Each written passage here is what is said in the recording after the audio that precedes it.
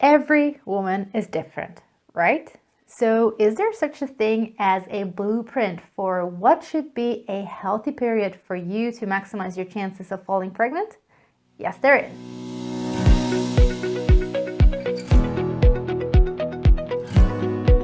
Hello lovelies, and welcome to another one of my videos in which we'll zoom in on what a healthy period looks like.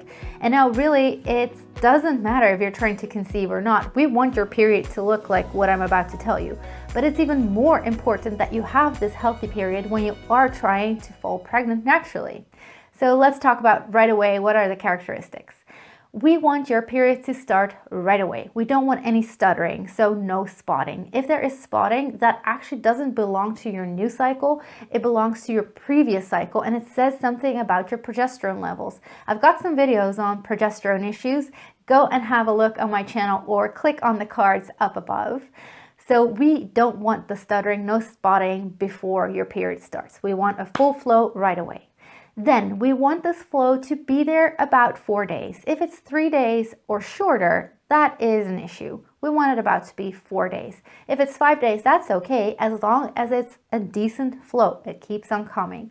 We want it to start medium to heavy, not so bad that you need to stay at home. You want to be able to work with the materials that you've got without having to change every few minutes or worrying about leaking. And then it can taper off, but it should stop properly. We don't want any spotting afterwards either, because again, that says something about how healthy your period is. Then we want this flow to be bright red. We don't want any brown stuff. We don't want any black. We don't want it to look tarry. We don't want it to look super stringy, and we definitely don't want to see any clots.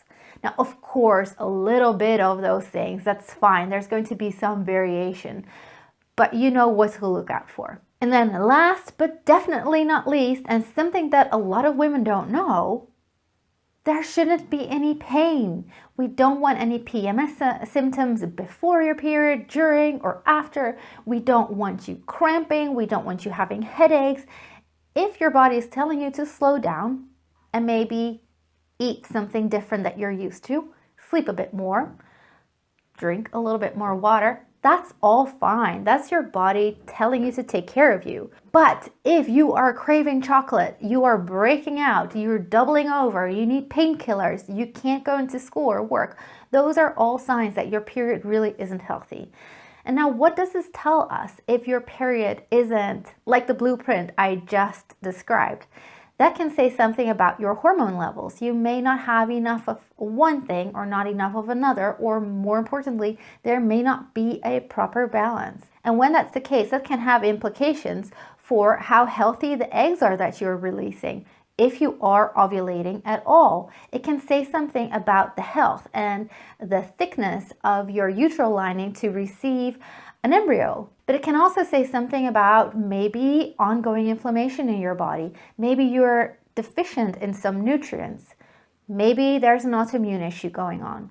In any case, have a look at this blueprint, compare to what your period looks like, and if it isn't more or less like what I just described, make sure to figure out what the root cause is of what's going on for you.